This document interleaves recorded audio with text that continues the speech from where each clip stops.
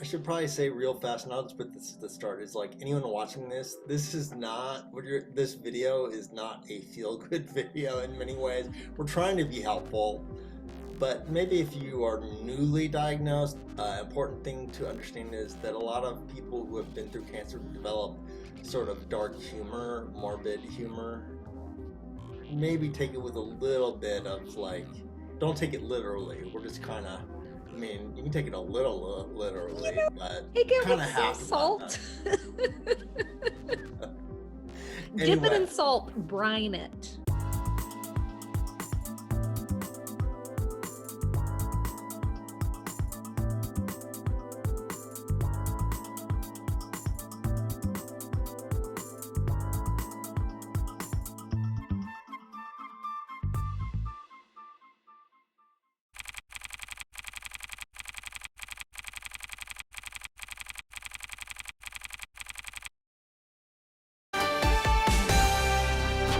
Now let's talk about the internet. Okay. Have you heard that the web doesn't tell the truth 100% of the time?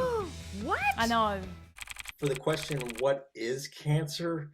I think it's really important. I think a lot of people have the misconception that cancer is a single disease, and it is definitely not. I mean, you've been through breast cancer, it's like what, 20 million diseases?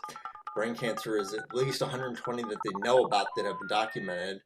People talk about cancer like it's one thing, but cancer is hundreds of different things, all kind of doing different stuff. So it's hard to make generalizations about cancer. Will cancer kill you? Yes, but not always. Sometimes. How about it depends?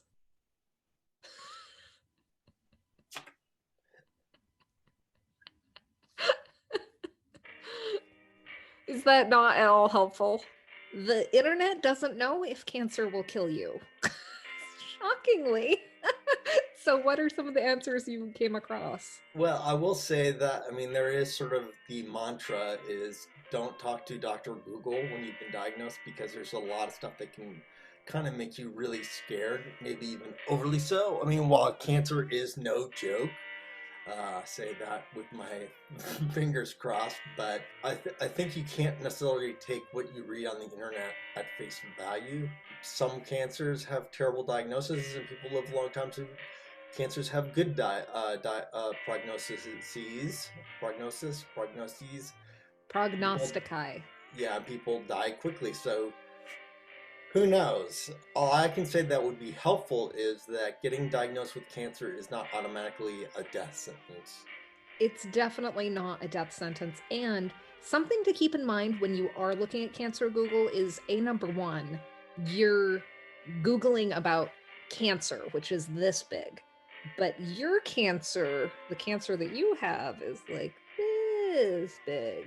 So being able to see that everything that's out there does not necessarily apply to you. And B number two, all of the data online is from 20 years ago because of how long it takes to do some of these studies. So, like, what happened 20 years ago might not be what happens 5 years from now, you know?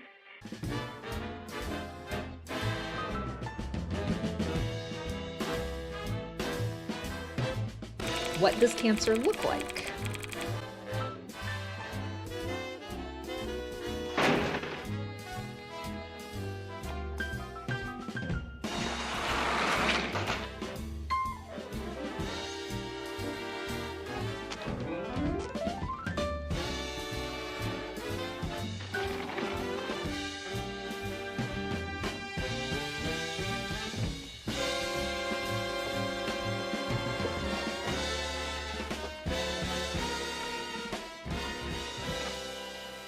Excuse me while I whip this out.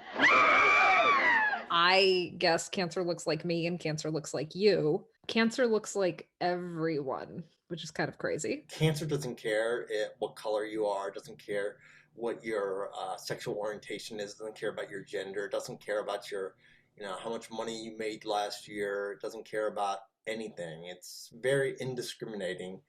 It pretty much just hates everybody. Does cancer hurt? Yes, And if you're lucky, it will only hurt physically.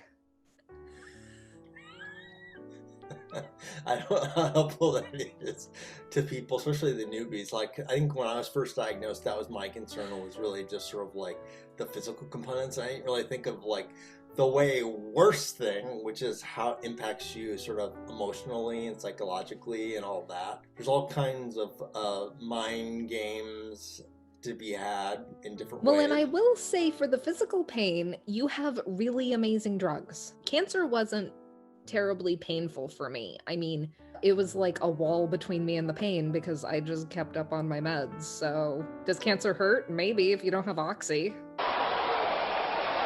Yeah, I mean, when I think of like the more physically painful cancers, there's generally the internal organ cancers like pancreatic cancer, lung cancer, many types of bone cancers like your sarcomas and stuff are quite painful. But, from the people I've spoken to, usually your medical team will help you manage that with all sorts of painkillers because the pain gradually increases over time. You kind of get used to it. I hate to say that, but you get kind of used to a bare level of suck, I think. You'll develop a tolerance to the pain medications, but I think you also like develop a tolerance to pain. I had a nurse tell me she loved having patients that had had a mastectomy because nothing bothers them. And I'm like, because they're just fine, because they're like, this is not as bad as having a mastectomy. So you yourself will develop a tolerance for the shitty things that happen that are unavoidable. So I'm an idiot. If you don't already think so, I'd like to explain. This is not going to make anybody feel better, but the side effects I have on a good day would have completely made me want to blow my brains out before I was diagnosed, just because they're so much more extreme. That being said, like, I'm kind of used to it, so if I have a good day, it's actually, I'm in a good mood about it. I don't mind feeling I'm about to fall over if I have a bad headache or I can't see straight or make sense when I'm talking. Like, it's not a big deal. Whereas if that would have happened, say, 5 years ago, like, I would have been freaking the hell out. So you kind of develop a sort of tolerance. I wouldn't say you get used to it, but you learn to deal with it. What does cancer feel like? For me, cancer felt like nothing until I was diagnosed. I didn't even notice the lump. Kind of the same for me. I mean, with brain cancer, a lot of times people talk about seizures or headaches and things like that. And I didn't really have any of that. I felt a little off, and that's why I was going to the doctor to try to get it figured out. I didn't think it was anything serious, just because I didn't really have any major symptoms. I just felt off. Well, and the shittiness that we all associate with like what cancer feels like is cancer treatment.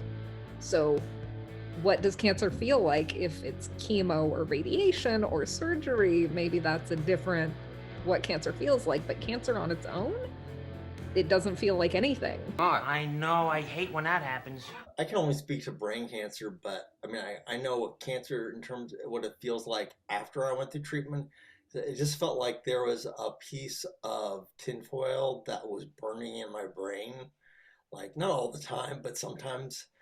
And so I just felt like kind of like, you know how like when you chew on like metal or something like that? It's kind of like that. Oh, yeah. I don't like that imagery, actually. It sounds terrible. Radiation in particular, it didn't feel like that when I was getting it. It just felt like that, like in the hours after, and then it would fade. Well, and after I knew about it, it felt like I was being invaded. It felt like, chest burster alien type stuff.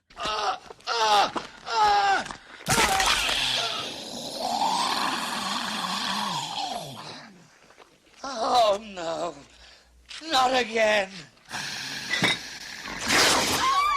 Because like there's this foreign entity that's not a foreign entity inside of me, and that's pretty... What does cancer feel like? Cancer feels like a mind fuck. Hello, my baby. Hello, my honey. Hello, my ragtime gal. Send me a kiss by wire. Baby, my heart's on fire. If you refuse me, honey, you lose me, then you'll be left alone. Oh, baby, telephone and tell me I'm your own.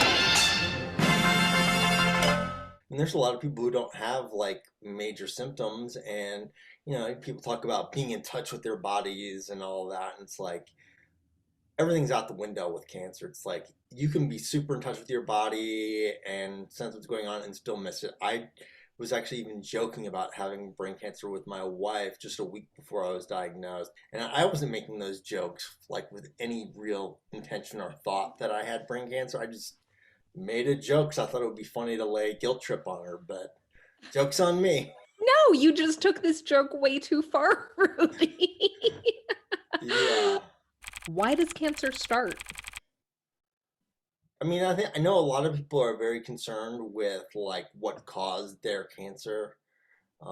Like they think that it'll give them some sort of answer, and maybe it does for some people to know that, like, oh yeah, maybe like hanging out in that radiation tank for 3 days back in '79 led to my cancer.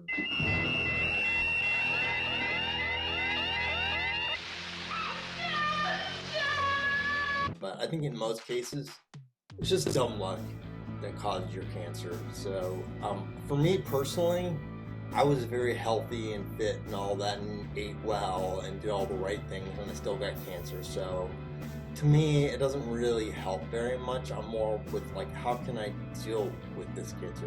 What can I do to get rid of it? If I can't get rid of it, how can I manage side effects and things like that? But how does cancer start? I don't really care. So that's not really, I'm not going to be very helpful. I don't know if you have any answers for that.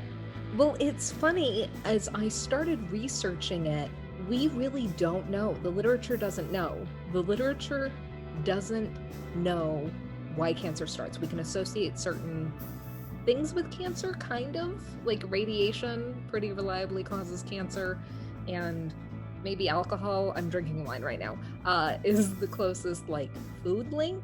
But all the science knows is that sometimes you'll have a spot in your body where you have too many cells for the space, and then it becomes cancer. And so it was really interesting, like trying to drill down on it, because not only do cancer patients not know what caused their cancer, like literally nobody fucking knows. Cancer by definition is random cellular division. I think the key word there is random. Like, it's like people get caught up on like certain diets and habits and things like that. And yeah, that might impact things, but I think even with the most sort of informative clinical studies, all I've realized is like things like excess alcohol and things like that are like maybe 40 to 50% of the cause. It's just a duck and cover sort of situation. Duck and cover and hope. Remember what to do, friends. Now tell me right out loud. What are you supposed to do when you see the flash? Okay, a does question that is totally serious, that I swear I saw on the internet. Does cancer put out? Does cancer put out? Yeah, and like, I assume this has to do with like sexual health or something like that, so. Or does that have to do with the Cancer zodiac sign and sexual Oh, that was a joke that fell flat. So I was trying to like, I didn't want to say does cancer fuck on the first date, but No, does cancer fuck on the first date is makes more sense to me in my head. And yes, cancer fucks the whole time you're associated with cancer. You will be fucked by cancer. So is cancer good for your sex life or bad? Chemo is bad for your sex life. No, there is the thing where there is a certain contingency of folks who will say things like, breast cancer? Oh, great, you got a free boob job, right? What's to complain about? Oh yeah. No, that is a regular thing that breast cancer patients hear. You idiots. Why don't people shut the fuck up about cancer after they're done with it? It's a little aggressive, but I know it is a question people ask, so. So as someone who won't shut the fuck up about cancer, I feel uniquely qualified to respond to that. So, like, when you go through something traumatic, processing it can take a lot of time. And the best way, I think, to process things is to talk about it and make sense of it. And so I think it's an internal thing why people don't shut the fuck up. And also, like, some people are like, oh, well, you shouldn't, like, come to peace with cancer. And, like, I don't want to come to peace with cancer. I'm going to be mad as hell for the rest of my life about the fact that so many people die of cancer, that so many people suffer from cancer. And so I want people to not shut the fuck up. I want people to be emotionally invested and furious about the situation and loud. If I ran the world, I would make cancer a political party, because 50% of people would be in this political party, and I want people to be loud and pushing for things that will help cancer patients, like universal healthcare, like this, like that, like, you know, not going bankrupt from having cancer treatment. So I want people to not shut the fuck up. Does cancer make people jerks? I just typed in does cancer make?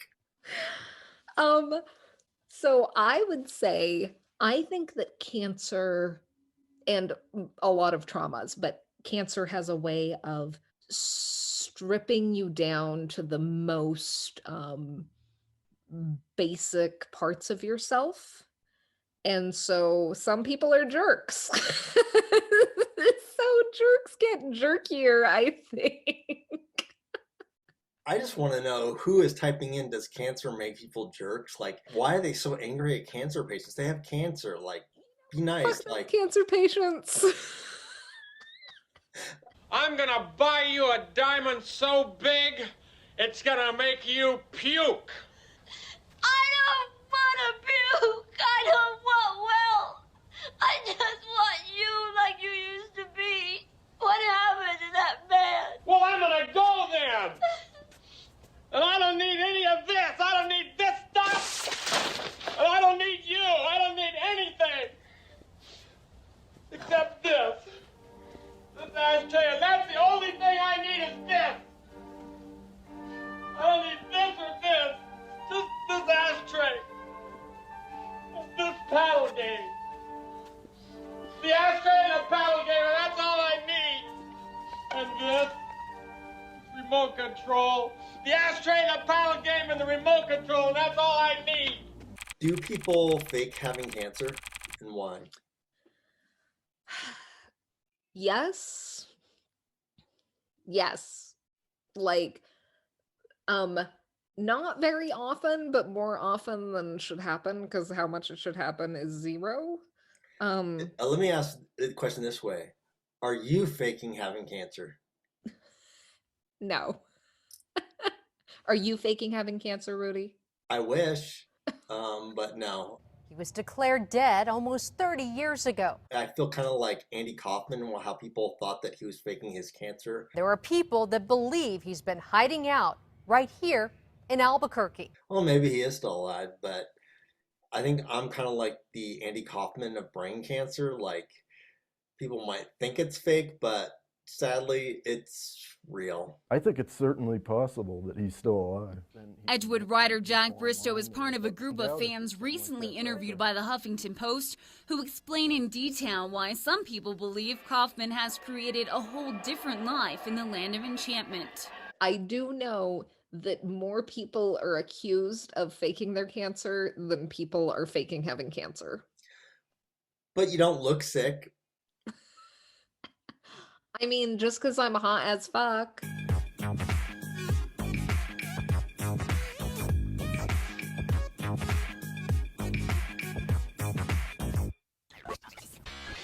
Why should I care about cancer if I don't have it? 40 to 50% of people get cancer. So even if you don't get cancer, and congratulations, I am so happy for you. I don't want anyone to get cancer. Even if you don't get cancer, someone you love will get cancer. And if someone you love doesn't already have cancer, just wait. Just wait. 1 in 2 to 1 in 3 people over a lifetime get cancer. That's not a me problem or a you problem. That is a societal problem. Where does cancer like to be touched? In my experience, cancer doesn't like to be touched. Actually, when they pulled what they could of my tumor out of my brain, they said that it was actually sort of throbbing and seemed angry. And I know I've heard this from other people. A friend of mine named Melissa Blank, the neurosurgeon, said that she had the angriest tumor that he had ever seen. So apparently this is a common thing of angry tumors. So I'm not sure what that means. It sounds pretty creepy. Is it specifically brain tumors? It sounds like a brain tumor. Is cancer contagious? I can see how people would think that. You know, I know that when I was diagnosed, a lot of my friends disappeared, and I know that that's common. Maybe the real reason is they just thought they would catch it from me, and not that they were just scared off and freaked out about my diagnosis and didn't know what to say. But no, cancer is not contagious. I don't think any of the 7,282 variants of cancer are contagious. Do you know of any that are contagious? No. I have heard people say that, like, anal cancer and oral cancer. Anyway, is chemo worth it? Worth what? That's an autofill. Is chemo worth it? I can see why people ask that. I know a lot of people are skeptical about chemo and how harsh it is because you're basically putting poison into your body and all that. Like, to me, I mean, I know everybody's different and different cancers are different, but to me, chemo really wasn't that bad. Like, radiation was what really messed me up. And I know people who aren't scared of radiation, but like, are scared of chemo. Like, to me, it's like, I felt a little nauseous here and there, but not really. It wasn't really that hard for me, but I know that's not true of every type of cancer. So when does cancer end? Well, it depends on how you define end. There's a lot of people who are very fortunate they get to what they call no evidence of disease or NED or NEAD. Some medical professionals will use the term remission or even say cured, but I think the term cured is a little misleading because there's people who are technically cured who still die of that disease from a recurrence or what have you. Cured medically only means that there's been no evidence of disease for 5 years. Now, there's a lot of cancers that recur outside of that 5-year mark. So I think practically a lot of cancer is curable, but honestly, like, it's so hard to find hard data on like percentages. What do you think? No, there's no real cure. I mean, maybe I'm just biased because I have a type of brain cancer where they don't even say remission. They don't say NED ever. Like, it's just not done because they just say stable. They either say stable or they say clear scan. Well, clear scan would be better than stable. Like, stable, where I'm at, it's just like they can only take so much of the tumor out, so they just say stable for me. If I had, like, say, a full resection or chemotherapy and radiation was overwhelmingly successful and there's no evidence of disease, they won't even say no evidence of disease or remission. They'll just say, hey, you have a clear scan. That's really the best you can have with certain types of brain cancer. Like, you don't even get that NED or remission or what have you. It's kind of messed up. So, just because, you know, I think with a lot of cancers, it exists at such a cellular level. Like, we just don't have the technology to even detect it. Yeah. Happy thoughts. The more I learn about it, the more I realize how much we don't know, which is scary, but it's also like super hopeful that there's a lot of space for discovery. What's good about cancer?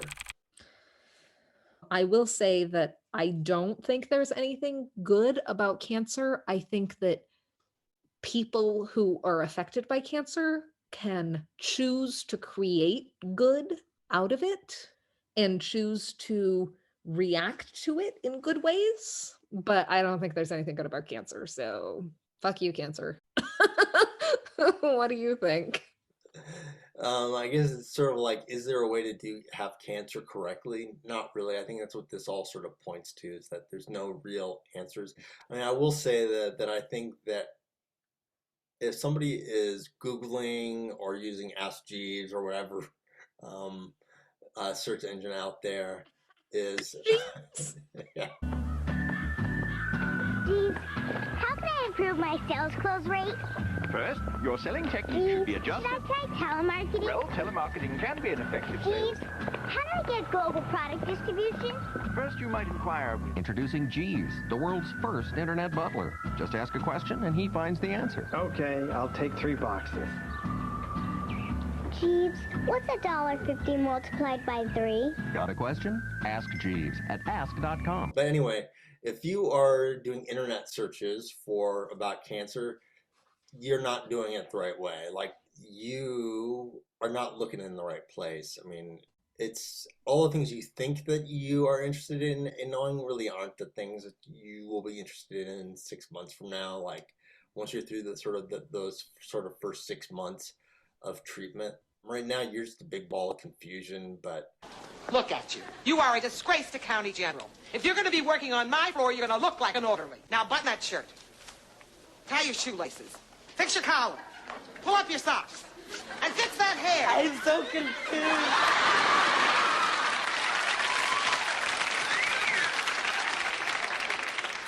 I think in 6 months to a year, you start to make a little bit more sense of it. And it's still confusing, but you're able to grasp onto it a little bit better. The internet is not it unless you are reaching out to other people with cancer who can kind of show you the ropes, so to speak. I know for me, that's been a good part of cancer, is that I've sort of met a lot of sort of really interesting people that have shown me what empathy really means, which is putting up with my bullshit and seeing through my bullshit and, you know, kind of pointing me in the right direction, even if it's not directly. Like, I think that if anything, cancer has taught me that, you know, it's given me the motivation to be the better person that I always told myself I was, but never really did, you know, whether it's volunteering for something or donating to something or just reaching out to a friend and saying, hey. I think it's taught me that, but the rest of it can go eat a dick. Well, and I agree with you. Don't ask Google, ask other cancer patients. I see so many cancer patients like screaming into the void, and the void does not care about you, but other cancer patients do care about you. By interacting with actual people instead of just an algorithm, you are going to process the cancer much better than you can alone or with the void. There comes a time when we heed a certain call, when the world